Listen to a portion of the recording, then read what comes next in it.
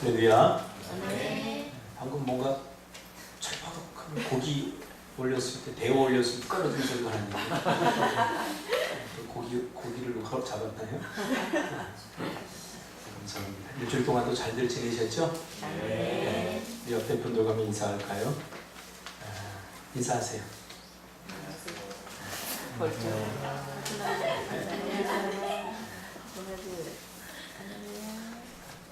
오늘 이 말씀 중심에서 당신의 가정의 주인은 누구인가? 당신의 가정의 주인은 누구입니까? 라는 제목으로 하나님 말씀 증거하려고 합니다. 다 가족들 있으시죠? 근데 가족이 여러분에게 도대체 어떤 의미일까요? 내가 속해 있는 이 가족, 내 인생에 있어서 어떤 의미일까?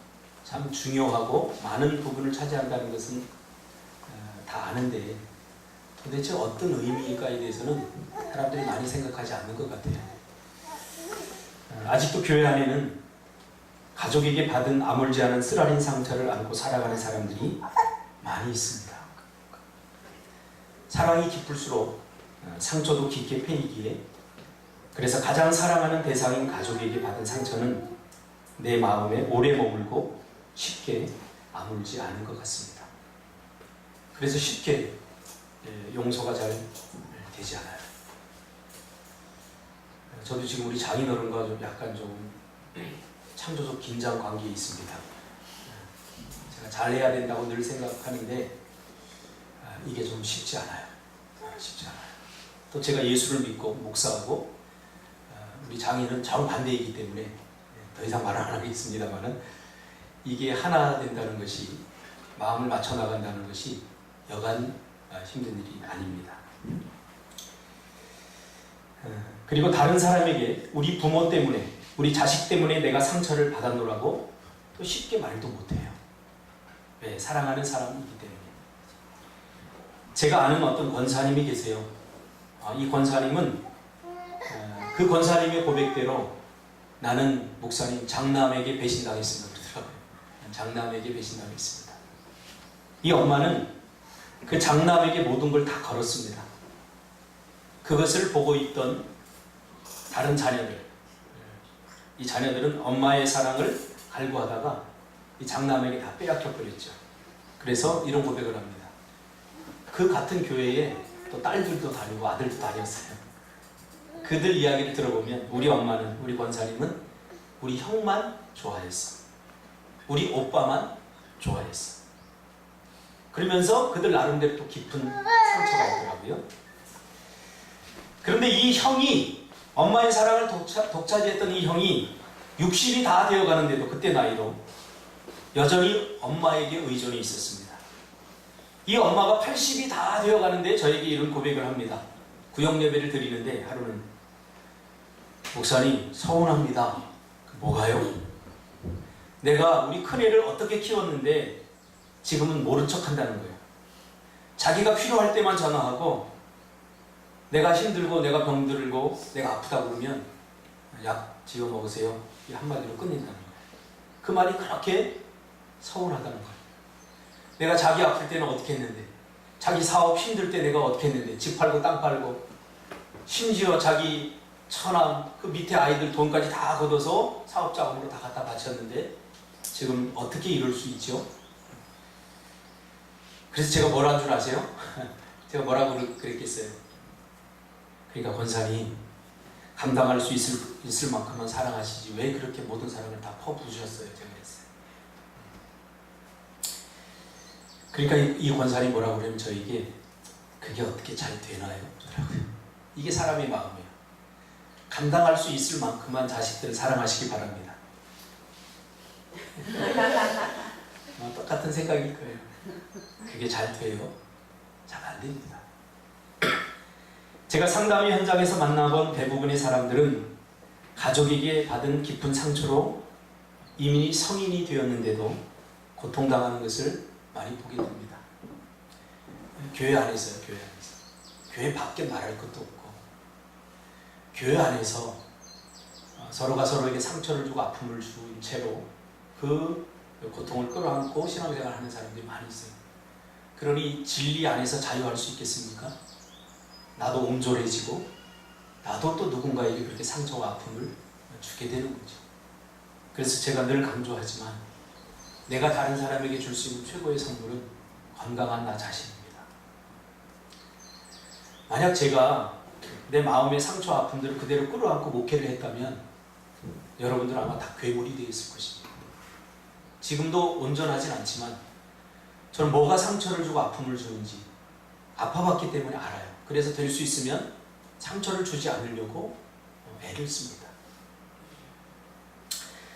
원 가족에게 받은 상처는 내가 또 다른 가족을 그리고 가정을 이루고 생활하면서 또다시 자기의 자녀들에게 고스란히 물려주는 경우가 허다합니다. 내 의지와 상관없이. 그래서 내가 잘 살아야 돼요. 내가 잘 살아야 돼. 내가 건강해야 돼.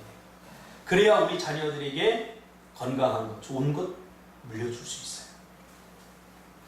나는 그러고 싶지 않은데 어느덧 그러고 있는 자신을 발견하는 그 순간에 당황스러움을 저는 많이 경험했습니다. 저희 아버지가 술로 돌아가셨어요. 술 때문에 돌아가셨는데 왜 술을 먹게 되었는지 이제 이 나이가 되니까 조금 이해가 돼요. 그 전까지는 우리 아버지는 술고래셨어. 왜 그렇게 술을 잡수셨지? 그래서 아버지에 대한 원망이 굉장히 많았어요. 그런데 왜 철이 좀 들면서 왜 우리 아버지가 술을 드셨을까? 우리 가족과 우리 엄마의 어떤 그 삶을 가만히 들여다보니까 우리 아버지가 굉장히 외로우셨을 것이다. 그런 생각이 들더라고요. 술로 달래실 수밖에 없었구나. 그런데 제가 4학년 때부터 술을 먹었어요. 할렐루야. 나는 우리 아버지처럼 절대 살지 말아야지. 난 술을 안 먹을 거야. 근데 우리 형님이 안수 집사님이신데 술 고래셔요. 근데 얼마 전에 끊으셨어요. 제 안에 이 DNA가 있는 거예요. 이 죄가 굉장히 무섭습니다. 제가 5학년 때 담배 피고 4학년 때부터 술을 마시기 시작했어요.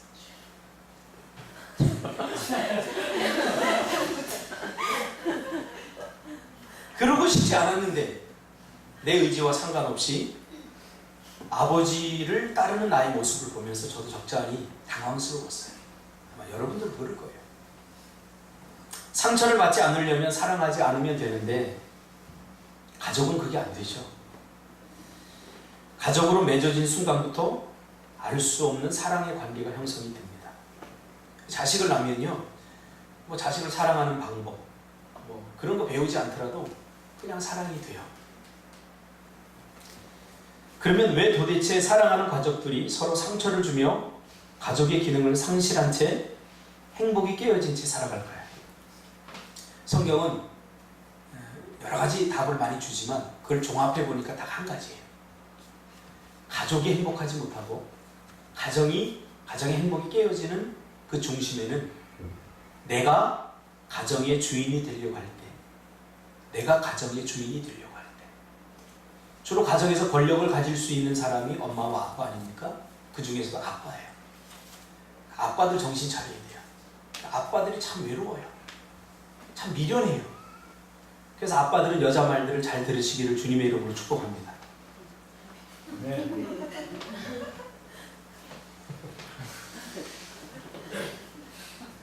자꾸 계기지 왜?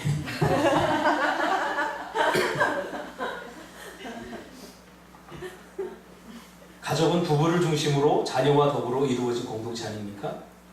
그리고 우리나라 사전에는 이 가족의 범위를 손자까지 이렇게 확대합니다. 근데 굉장히 성경적인 것 같아요. 왜냐하면 예전에는 3대가 같이 살았기 때문에 부부를 포함한 원가족, 부모들과 그리고 손자까지 가족의 범위에 포함시키더라고요. 굉장히 성경적인 것 같아요. 그리고 가정이라고 하는 말은 이 가족이 모여서 관계를 맺으면서 살아가는 공간, 눈에 보이든 보이지 않든 그런 삶의 터전을 우리가 가정이라고 이렇게 정의를 합니다. 그러니까 가족과 가정은 다른 거죠. 그래서 언제부턴가 제가 듣기로는 한 15년 전부터 이런 이야기를 많이 들었어요. 한국에 가족은 있지만 가정은 없다. 이런 이야기를 여러분 많이 들었죠.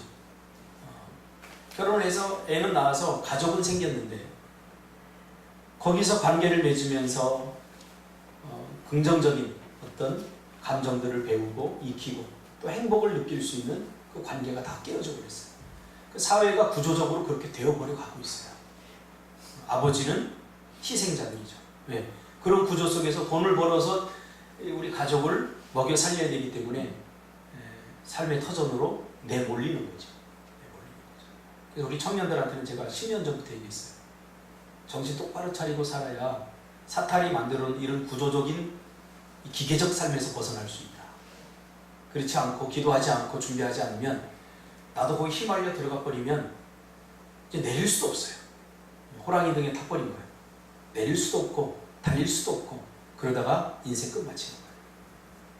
한국의 대부분의 가정들이 지금 이렇게 사회의 구조 속에서 이런 사회의 구조 속에서 여유 없이 가정생활을 포기한 채 살아가고 있죠. 그래서 가족이 함께 할 수 있는 이런 놀이, 이런 문화, 취미, 운동 이게 있어야 됩니다.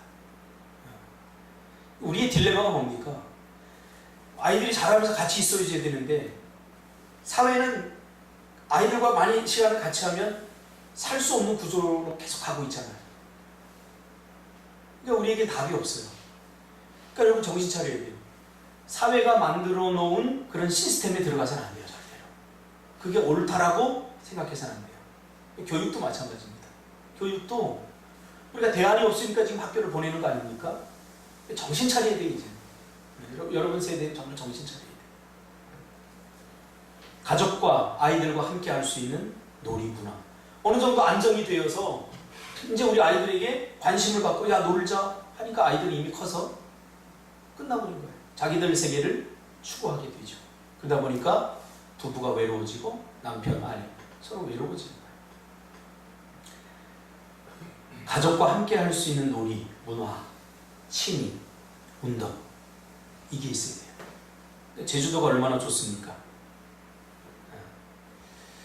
제발 조금 벌고 가정을 지키겠다는 마음을 가져야 됩니다.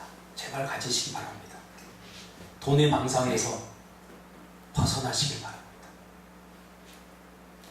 돈이 많아야 행복할 수 있고 돈이 많아야 풍성한 삶을 살 수 있다. 아니, 돈이 많아가 아니라 최소한의 돈을 그래도 가져야 된다고 생각하는데 그 저변에 계속 뚫고 가보면 결국은 많은 돈을 우리가 추구하게 되는 거예요. 적당히라고 여러분은 양심상 그렇게 얘기하지만 적당한 돈은 없어요. 결국 우리의 마음속 깊은 곳에서는 죄가 더 많은 돈을 자꾸 가져요. 만족하지 않지 않습니까? 이만하면 먹고 살잖아요. 그럼 만족해야죠 우리가. 지금 자꾸 돈을 더 벌려고 하잖아요. 더 많이 벌기 위해서 가족과 함께 보내야 될 시간들을 포기하고 이렇게 살아가잖아요. 그렇죠? 그 대단한 용기가 필요해요. 제가 목회를 선택한 이유 중에 하나도 저는 어릴 적에 가정이 정말 힘들고 어렵게 살았어요. 그래서 어릴 때 제 꿈이 뭐냐면 돈 많이 버는 거였어요. 진로를 선택함에 있어서 두 가지를 놓고 고민했어요. 돈을 많이 벌 것인가 아니면 시간을 많이 가질 건가. 결국은 돈을 포기하고 시간을 많이 할애할 수 있는 목회의 길로 제가 들었었어요. 물론 그것이 전부는 아닙니다만 조금 더 후회하지 않아요. 돈은 없지만 나름대로 저는 풍성한 삶을 살아왔고 그렇게 살고 있다고 자부하고 있거든요. 어느 날 여행 가고 싶으면 그냥 가요. 뭐 돈이 있고 뭐가 있고 다 따져서 가잖아요. 우린 그냥 가요. 집사람이 저기 되게 힘들었어요. 여보 우리 강릉 갈까? 뭐 아무것도 없는데? 그냥 가자. 차 타고 가요. 아무것도 없어요. 차에서 자고 그랬어요. 돈의 망상에서 여러분 제발 좀 벗어났으면 좋겠어요. 돈이 필요하지 않다는 거 아닙니다. 여러분. 가정에 충실할 때 하나님이 엄청난 상상력을 우리에게 주시거든요. 먹고 살 수 있는 상상력 다 주십니다. 사실 가족 그리고 가정 뭐 이런 개념을 처음으로 생각해내고 고안해신 분은 바로 하나님이십니다. 그러니까 가족을 계획하시고 가정을 디자인하신 분은 하나님이라는 사실이죠. 그러면 가정이 행복하려면 어떻게 해야 되느냐? 하나님이 어떤 의도로 가정을 만들냐를 우리가 알아가는 것이 중요하죠. 그럼 왜 하나님께서 가정을 주셨을까요? 오늘 본문 18절에 보면 하나님께서 특별한 경우를 제외하고는 사람이 혼자 사는 것을 기뻐하지 않으셨다고 말씀하고 계십니다. 이것이 가정을 주신 이유 중에 하나입니다. 하나님도 우리 사람이 혼자 있는 것이 절대 기쁨이 되거나 행복이 되지 못한다는 것을 알고 계셨던 거죠. 특별한 경우가 아니라면. 여러분, 태한 집사님이 행복해 보입니까? 준석 집사님이 행복해 보입니까? 네, 감사합니다. 이걸 살신성이라고 합니다. 그러나 조금 있으면 이제 준석 집사님도 물론 행복하지 않다는 건 아닙니다. 더 많이 행복하느냐, 덜 행복하느냐 이 문제죠. 조금 있으면 더 저 표정이 밝아질 수도 있어요. 결혼을 하게 되면. 하나님도 아담의 그 모습을 본 거죠. 뭔가 내가 만들었지만 뭔가 허전해. 뭔가 행복하지 못한 것 같아. 그래서 특별한 경우가 아니면 결혼하라고 사도 바울도 그렇게 이야기를 하죠. 특별한 경우란 뭐냐면 고린도전서 7장 7절 8절에 나와 있지 않습니까? 태한 집사님이 주장하는 나는 독신의 은사가 있어. 은사죠, 은사. 독신도 은사입니다. 독신의 은사가 있지 않으면 결혼하는 것이 훨씬 행복하다라고 말해주고 있죠. 그래서 하나님은 첫사람 아담에게 배우자인 아내를 선물로 주셨습니다. 그리고 둘을 통해서 자녀를 기업으로 주신 거죠. 제가 성경을 연구한 바에 의하면 천국이란 굉장히 관계적입니다. 천국에 대해서 설교를 들을 때마다 저는 늘 아쉬웠어요, 목사님들. 천국에 대해서 설교할 때마다 뭐 천국은 황금집으로 되어 있고 자수정으로 되어 있고 뭐 이런 물질적인 그 표현, 물론 틀린 말은 아닙니다. 성경이 그렇게 이야기하고 있기 때문에. 근데 뭔가 마음에 싹 와닿진 않았습니다. 뭐 다 그게 그거지.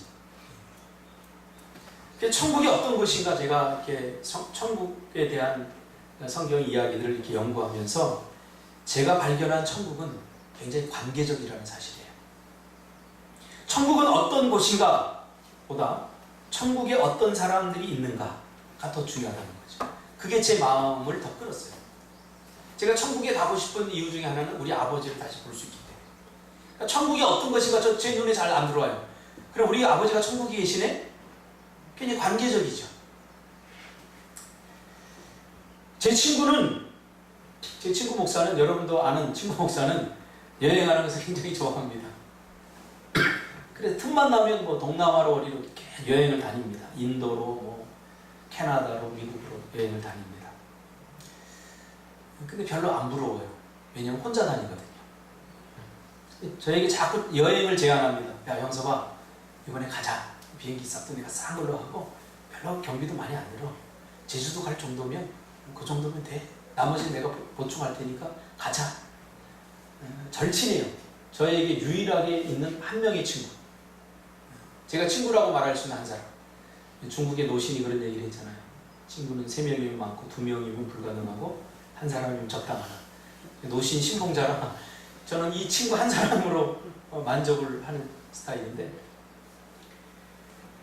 그런데 저는 그때마다 이 친구와 여행을 갈 때마다 제안을 받을 때마다 야, 가족과 함께 가자 늘 이야기합니다. 순옥 씨하고 함께 가고 선우, 진우 같이 가고 우리도 예담이, 예원이, 예린이 같이 가자. 가족들과 함께 가자 이렇게 제안을 합니다. 왜 그러냐면 저는 혼자 여행을 가면 아무리 좋은 곳을 가더라도 뭔가 허전하더라고요. 늘 그 지중해를 이렇게 보면서 그 러시아 여자들이 막 비키니 입고 돌아다니는데 별로 잘 안 보여요. 야, 이곳에 우리 집사람이 함께 있었다면 얼마나 좋을까. 야, 우리 예담이가 저기서 있으면 지금 막 예원이가 막 물장구 치겠지? 자꾸 이런 생각만 들지 그 뷰가 눈에 이렇게 안 들어와요. 제가 그리스 갔을 때는 제가 좋아하는 그 뭐죠? 앵두같이 생긴 거 체리. 체리를 2만 원 주고 이만한 박스에다가 하나 놓고 3일 동안 먹었어요. 인도 갔을 때는 애플망고를 한 3만 원어치 샀는데 4박스를 사가지고 3일 동안 먹었어요. 질리도록. 밥도 아무것도 안 먹고. 그런데 그걸 먹을 때마다, 맛있는 걸 먹을 때마다 늘 채워지지 않아요. 배불리 먹었는데도 뭔가 허기가 져요. 왜 그러냐면, 야, 이거 우리 집사람 좋아하는데, 우리 애들 이거 같이 먹었으면 얼마나 좋으니까. 천국은 굉장히 관계적이에요. 지금 우리가 행복할 수 있는 것은 우리가 함께 있기 때문이죠. 나 혼자 좋은 거 먹고 나 혼자 좋은 데 가서 그 무슨 행복이 있겠습니까? 사람의 행복이란 관계를 통해서 옵니다. 그래서 천국을 여러분 이해할 때 물질적으로 이해하지 말고 관계적으로 이해할 필요가 있어요. 천국 가면 누구를 볼 수 있죠? 예수님을 볼 수 있고, 그 험난한 고난을 받았던 욥을 볼 수 있어요. 저는 욥을 제일 보고 싶어요. 욥을. 제가 인생이 힘들고 어려울 때마다, 야, 욥은 저 고난을 어떻게 극복했지 저렇게? 굉장히 관계적이에요. 그들과 함께 운동도 하고 그들과 함께 이야기도 하고 아메리카노 마시면서 얼마나 좋을까요? 그래서 천국에 가고 싶은 거지, 천국에 뭐 황금 같고 뭐 그래서 가고 싶진 않아요.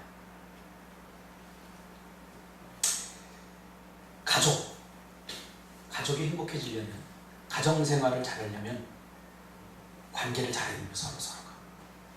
부모와 자식 간에도, 자식과 부모, 자식과 자식 간에도. 관계가 좋을 때 사람은 행복을 느끼기 때문이죠. 하나님은 천국을 굉장히 관계적으로 그리고 있지 않습니까? 그래서 시집살이한 어떤 그 며느리가 그런 이야기를 했대잖아요. 나는 천국에 절대 안 갈 거야. 왜요? 알잖아요. 나를 시집살이 시킨 권사님, 교회에 열심히 있는 그 권사님이 천국 갔기 때문에 난 천국에 절대 안 갈 거야. 그 말이 너무 공감이 돼요. 오늘 우리가 속해 있는 이 교회가, 그리고 여러분이 속해 있는 그 가정이 이미 천국입니다. 이미 천국인, 하늘에서 천국이 하나님께서 우리에게 지상으로 내려 보내주셨죠. 그래서 천국이라고 말할 수 있는, 하나님이 우리에게 주신 유일한 두 가지 축복, 교회와 가정 아닙니까? 천국 같은 가정, 천국 같은 교회 아닙니까? 정말 우리 교회를 천국이라고 말할 수 있나요? 정말 좋은 관계. 저는 정말 일주일 동안 여러분이 보고 싶어요. 매일 보지만. 아침에 출근하면서 상원 집사는 목사님 다녀오겠습니다, 이 한마디 하기가 힘든가요? 그냥 내가 풀 메고 있을 때 안 보는 것 같지만 쑥 지나치면 뭐 살이 이렇게 베어지는 듯한 외로움을 느껴요. 창문 쑥 열고 목사님 다녀올게요 그러면 참 하루가 힘이 날 텐데. 관계라는 것을 어려운 데서 찾으면 안 돼요. 천국을 만들려면 뭐 100만 원, 야 우리 목사님 돈을 좋아하니까 100만 원 줘. 절대 저 그거 안 좋아해요. 저는 가끔 민지가 목사님 내가 만들었어요 하고 빵 하나 갖고 뭐 갖고 올 때 그렇게 행복해요. 얘들아 우리 저 밭에다가 뭐 심어 먹자. 콧등으로 듣지도 않는데 우리 민지가 그걸 사다 놓고 기를지도 몰라요. 내가 지금 다 키우고 있거든요. 그래도 얼마나 행복한지 몰라요. 왜? 그 키우는 재미가 얼마나 좋은지 몰라요. 거기에 물을 줘가면서 나중에 애 잘 키울 거예요. 아니 그건 장담 못해. 왜냐면 물을 내가 거의 주고 있거든요. 우리가 정말 소중한 것들을 우리가 놓치고 살아가고 있어요. 엉뚱한 데서 기쁨과 행복을 찾고 있거든요. 애들 커보세요. 이제. 저는 우리 애들 지금 크는 게 다 너무 지금 하루하루가 정말 지금 막 긴장되면서 아이들이 안 컸으면 좋겠다. 근데 이번에도 갔더니 와 많이 컸다 그래요. 또 가슴이 철렁해요. 우리 찬서, 현서 지금이 최고예요. 지금이 조금 크면 아빠가 뭘 알면서 그래요? 막 이래요. 인서처럼 쳐다봐요. 인서처럼.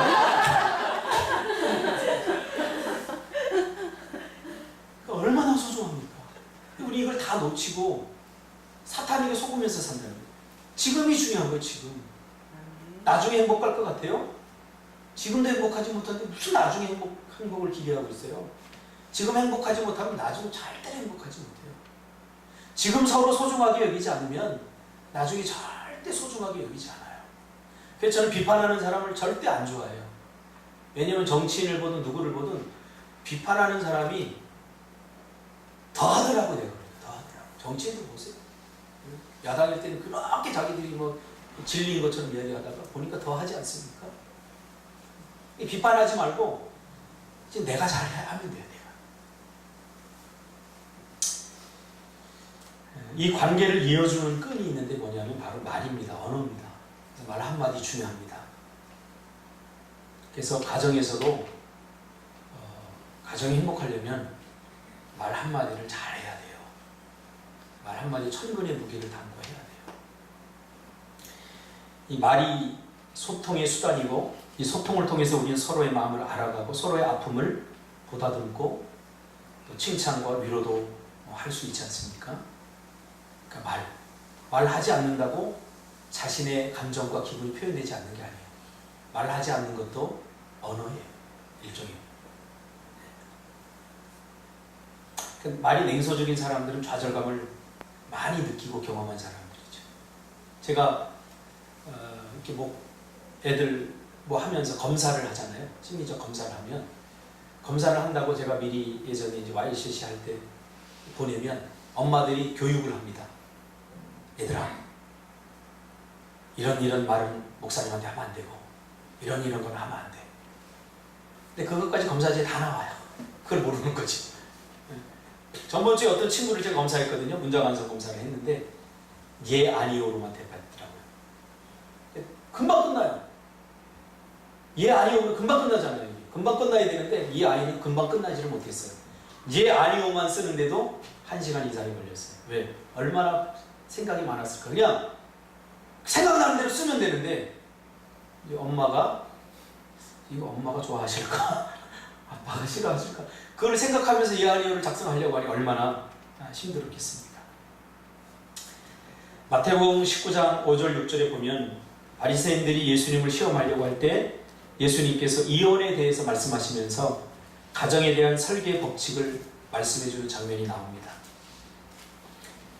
5절에 보면 말씀하시기를 그러므로 사람이 그 부모를 떠나서 아내에게 합하여 그 둘이 한 몸이 될지니라 하신 것을 알지 못하느냐.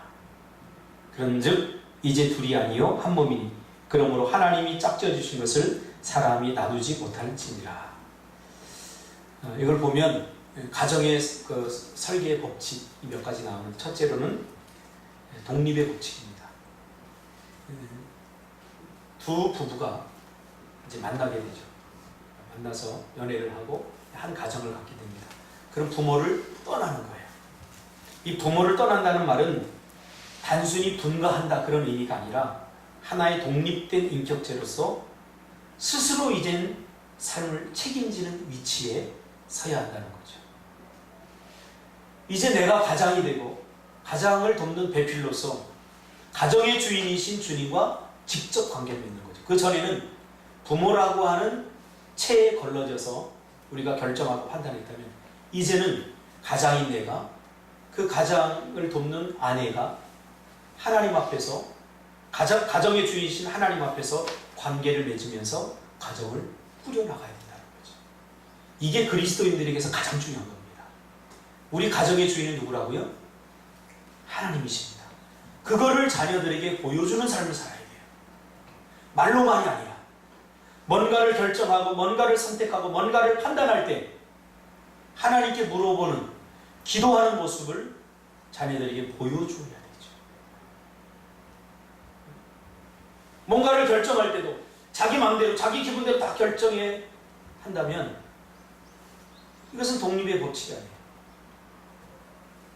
두 번째로는 아내와 합하여 연합의 법칙입니다. 배우자를 위해서 자신을 헌신하고 하모니를 이루는 것이 연합입니다. 그러니까 남자는 여자를 위해서 헌신해야 됩니다. 그것을 아까워해서는 안 돼요. 남자의 사명은 뭡니까? 여자가 행복할 수 있도록 자신을 희생하고 헌신하는 것. 거기서 남자들은 참된 행복을 느껴요. 이 남자가 타락해버리면 어떻게 되는 줄 아세요? 자기가 자기 인생의 주인이 돼버리면, 가정을 자기 국가로 만들어버리면 모든 사람이 공포에 떨고 행복해지지 못해요. 내가 죽고 내 권력을 내려놓을수록 아내가 행복해지고, 그리고 자녀들이 행복해져요. 우리 자녀들이 제일 좋아할 때가 있는데 언제인 줄 아세요? 내가 TV 앞에 없을 때. 할렐루야. 저는 유일하게 보는 게 스포츠를 좋아하거든요. UFC. 제가 스트레스를 많이 받나 봐요. UFC, 축구. 좋아요. 그래서 제 채널은 항상 축구 경기 나와요. 근데 제가 자리를 비면 그때부터 우리 아이들은 행복해져요. 얼마나 행복해지죠. 이미 나는 권력자가 된 거죠.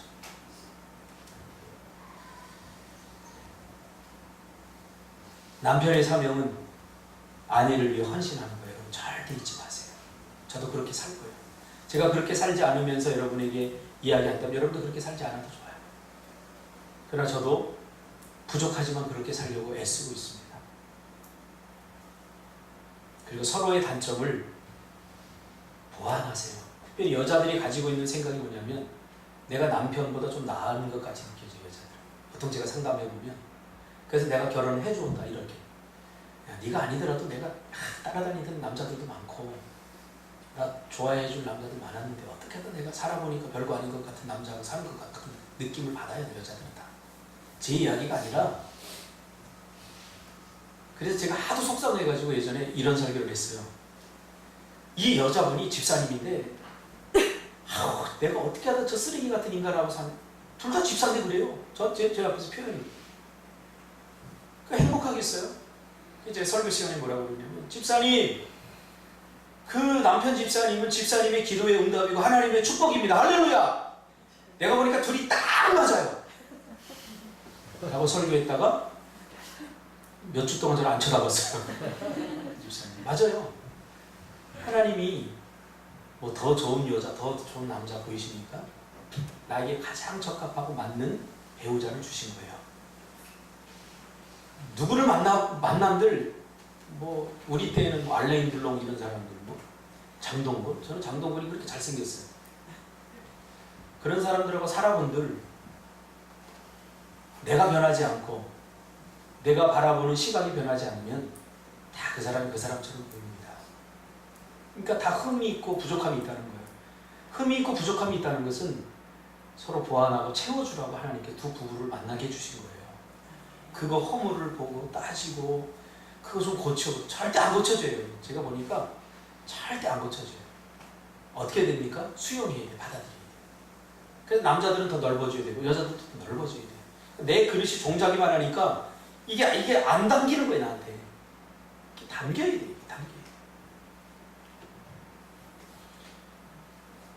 그리고 제가 할 얘기가 참 많습니다만, 그 가정의 경제권은 아내한테 다 넘겨주는 게 좋아요. 특별한 경우가 아니고서는. 가령 이런 경우죠. 여자분이 아무 생각 없이 돈을 쓴다거나 홈쇼핑이 매일 알아온다거나 뭐 이런 특별한 어떤 경우가 아닌 경우에는 여자분한테, 왜냐하면 여자가 누려야 될 권리 중에 하나가 남자가 돈을 벌어다 주면 그거 이렇게 쪼개서 쓰는 행복이 있거든요. 저는 벌어다 주는 것이 없어서 그냥 집을 떼어맡기든지 집사람한테 맡겼지만, 제가 돈을 나중에 많이 번다고 할지라도 죄송합니다. 그럴 일이 없을 것 같으네요. 그래도 저는 아내한테 다 맡길 겁니다. 그리고 서로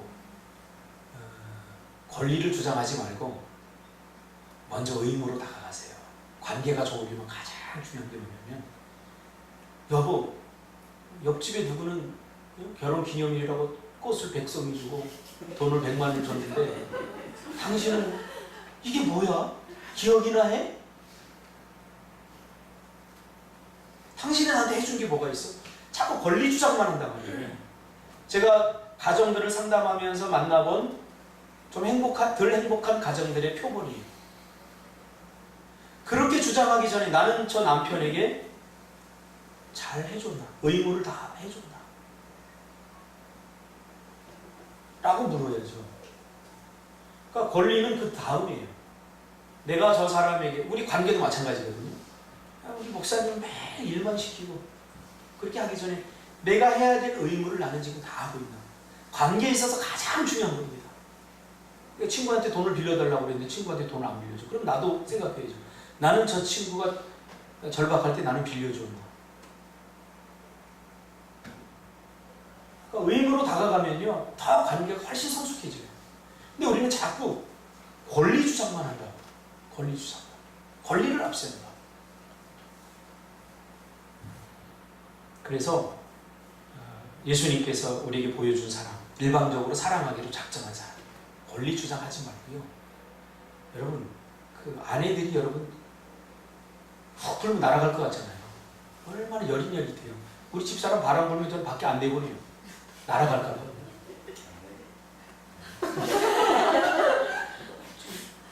남편들, 그 여자들 눈에서 눈물 나지 않도록 해주시고, 여자들은 좀 신뢰해 주세요. 남편은요, 그냥 잘한다 그러면요, 하늘에서 별도 따려고 올라갈 거예요. 잘한다. 이게 어렵습니까? 집사람은 저한테 정말 잘해줘요. 요즘은 조금 제가 좀 궁색합니다만 예전엔 참 잘해줬어요. 야, 당신 못하는 게 없네? 못하는 게 왜 없겠습니까? 수직이. 근데 뭘 할 때마다 저기 정문에 뭐 만들어놨잖아요. 뭐 허접하게 만들어놨는데도 막 찍어갖고 우리 누님한테 목사님 만들어 큰 거라고 자랑하면서. 여자들은 사명이 뭐냐면 남편 칭찬하는 거예요. 제가 이렇게 설교하니까 어떤 여자 집사님이 그래요. 목사님, 눈을 씻고 찾아봐도 칭찬할 게 안 보여요. 보고 싶은 것만 봐서 그래요. 찾아내세요. 그래서 메시지 보내고 해보세요. 요즘 이 가정의 날이라 5월달이 바빠서 설교가 자꾸 끝을 못 맺고 여기서 끝내야 될 것 같습니다. 여러분의 가정의 주인이 정말 누굽니까? 깊이 생각해 보세요. 말로는 주님이라고 하면서 모든 결정을 내가 하고 내가 권력자가 되어서 딱 버티고 있으면서 그래도 주님이 내 가정의 주인이라고 우기지 마세요. 정말 주님이 내 가정의 주인이라면 우리는 주님 앞에 종처럼 순종하고, 우리 아이들이 어떤 것을 결정하고 물어올 때 예수님은 이것에 대해서 어떻게 생각하실까라고 자녀들 같이 손잡고 하겠죠. 기도하겠죠. 이게 성경적 가정관이에요. 이게 50이 넘은 사람들한테 이렇게 설교하면요, 니나 잘하세요. 아이고, 내 인생은 이미 끝났어. 이렇게 이야기지 설교를 귀담아 듣지 않아요. 그럼 여러분들은 들으셔야 돼요. 왜? 앞으로 우린 100세까지 살 거니까. 할렐루야. 우리 절반도 못 살았기 때문에 어떻게 살 거예요? 이제 성경적으로 살자고요. 주님이 우리 가정의 주인이 되셔서 그 주님이 원하는 방식대로 남편으로서, 아내로서, 자녀로서 주님이 어떤 모습을 원하실까? 그 모습대로 살아드림으로 하나님께 기쁨이 되고 또 우리 가족 식구들에게는 행복을 줄 수 있는 복되고 귀한 여러분이 되시기를 주님의 이름으로 축복합니다. 기도하겠습니다.